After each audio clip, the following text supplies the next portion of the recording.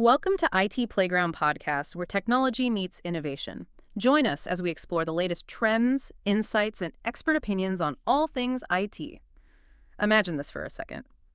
Up to 30% of the stuff you buy online, you might actually end up sending it back. Mm-hmm. It's a huge amount of hassle, waste, and maybe a little bit of frustration for everyone involved, right? Absolutely. Both the customer and the retailer feel that. But what if? What if technology could slash that number? Make online shopping not just reliable, but actually engaging? Maybe even fun.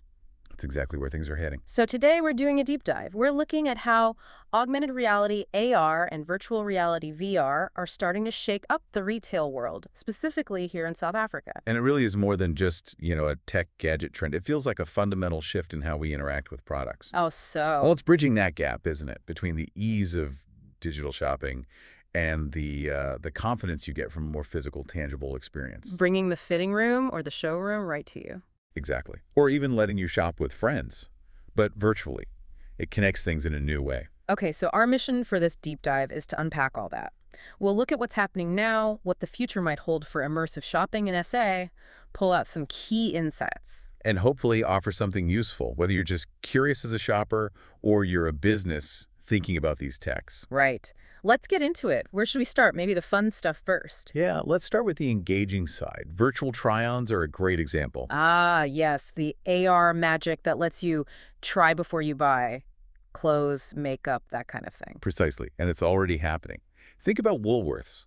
Back in May 2021, they launched a virtual try-on feature. I remember hearing about that. Yeah, for hundreds of makeup shades. Use your phone, and you can see how lipstick or foundation looks on different skin tones. Okay, that's pretty clever. Solves a real problem. It does, and it was partly driven by, the pandemic pushing online shopping, plus health concerns about testers. It's hygienic. So no more guessing games with lipstick shades. Or accidentally buying foundation that makes you look like a ghost. Hopefully fewer of those moments, yes. Yeah. But beyond just the convenience for the shopper, the impact for the business is, well, it's quite significant. How so? Well, first off, it just makes the experience better for the customer. They feel more confident. But the numbers are really telling. Okay. We're seeing data showing returns can drop by anywhere from 5% to, get this, 30% for items people try virtually. Wow, 30%, that's huge. It is. And even more staggering, conversion rates people actually buying after looking can jump by up to 90% for those who use AR features. 90%. 90%. So it's not just a gimmick. It directly impacts sales and reduces costly returns, becomes a real strategic tool, changing how you manage stock, how you market, everything. Okay, that definitely elevates it beyond just a cool feature. And this isn't just for makeup, right? What about bigger items, like furniture? Absolutely. AR is brilliant for home decor and furniture. You can take a virtual sofa or a lamp or whatever. Yeah. And just place it in your room using your phone. Exactly. See how it looks, see if it fits the space. Mm-hmm. Global players like IKEA, Wayfair, they've been doing this for a while. Right. And we're seeing local stores, especially in places like Cape Town and Johannesburg, starting to experiment with this too. Just removes so much guesswork. Yeah, no more frantic tape measuring. Yeah. Or those arguments about whether the new couch will block the view of the TV. It avoids all that. You Yeah. see it right there. And that visualization, seeing it in your space. It must make people feel much more confident clicking buy. Massively so. Okay. It reduces that post-purchase regret that, oh no, it doesn't look right feeling. Yeah. Fewer returns, happier customers. It builds a connection before the item even arrives. Okay, so AR is making things really practical, bridging that gap. What about full-on virtual reality then? VR. That takes it a step further, doesn't it? It does. VR creates those completely immersive experiences, entire virtual environments you can step into. Like what? Well, a great local example is the Vodacom World Mall virtual tour. They used Matterport scanning tech. Oh yeah, that creates those 3D walkthroughs. Exactly. So you can virtually walk through their mall, explore the stores, look at products in detail, all from home. So it's almost like teleporting into the mall. That sounds amazing, especially if you don't live nearby. That's precisely the benefit. It breaks down geographical barriers. Imagine exploring stores, maybe even examining virtual fresh produce in 3D from anywhere. Okay. And the potential goes further.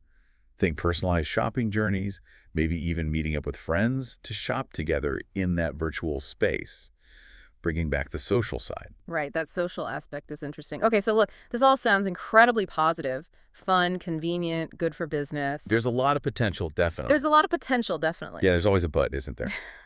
Let's get real for a moment. What's actually stopping South Africa from, fully jumping into this virtual retail future right now? What are the hurdles? Yes. The challenges. And there are some significant ones, unfortunately. First up is just basic awareness and digital literacy. Meaning people just don't know about it or how to use Mhm. it. Pretty much. A relatively small slice of consumers here are really familiar with VR tech. And there's a wider digital skills gap, especially outside the cities. In rural areas, maybe only about 30% feel confident using the internet generally. So if you're not comfortable online to start with, jumping into a virtual store. It's a big leap. Yeah. Then there's the cost of the gear itself. The headsets. Exactly. VR headsets aren't cheap. They can range from maybe 499 rands for basic models up to over 14,400 rands for high-end ones. Wow. Okay. And on top of that, you've got import duties adding maybe another 30, even 40%. That puts it out of reach for many, many South Africans. Yeah, that's a major barrier to entry right there. Just the cost. A huge barrier. Yeah. And linked to that, of course, is internet connectivity. The big one. The big one. Around 60% of the rural population doesn't have reliable internet access. Mm. And these AR and especially VR experiences, they need good, stable connections. Right. They chew up data. They do. Yeah. And the underlying infrastructure, not enough cell towers in some places, unreliable electricity, it all adds up. So trying to load that fancy virtual store on a shaky connection out in the sticks, probably not going to be the smooth, fun experience we were just talking about. Not quite. It becomes frustrating very quickly. And then you have other things too, like some people experience motion sickness with VR, and there are always ongoing concerns about data privacy with these kinds of immersive platforms. Okay, so it's a complex picture. Tech potential meets real-world infrastructure and accessibility issues. It's not just about cool apps. Not at all. It's systemic. So what does all this mean then for us? How do we actually move forward and start unlocking this potential, tackling these hurdles? What should retailers be doing? And what about policymakers? Okay, good questions. For retailers, I think the key is a phased approach. Don't necessarily jump straight into complex VR. Start simpler. Yeah, prioritize AR first, especially the kind that works on smartphones people already have. The barrier's lower, the tech is more mature, and we've seen it delivers real ROI, like reducing those returns. Makes sense. Prove the value first. Exactly. Then, as things improve infrastructure-wise, and maybe costs come down, you can scale up into VR. But importantly, focus on the user experience. Making it easy to use. And intuitive. Invest in good UX design. Make it seamless. Maybe even offer some basic training or guidance. And, crucially, retailers need to tell people about the benefits. Market it properly. Yes. Explain why it's useful, less guesswork, fewer returns, personalized suggestions. Bridge that awareness gap. Show the value. Okay, so that's the retailers. What about the bigger picture? The policy side, given those connectivity and cost issues? That's where government action is critical. Accelerating the rollout of affordable, high-speed broadband, especially in rural and underserved areas, that's fundamental. The foundation for everything else. Absolutely. Without reliable, affordable internet, none of this scales. Policymakers also need to look seriously at the hardware cost. Like those import duties. Perhaps reducing or even removing import duties on smart digital devices could make a real difference in accessibility, making the tech itself more affordable. Get the gear into more hands. Precisely. And alongside that, ramp up digital skills programs, empower people, give them the confidence and know-how to actually use these tools effectively. Right. It needs everyone working together then. It has to be a collaborative effort. Retailers, tech companies, government, everyone has a role to play to make this potential a reality for South Africa. Okay.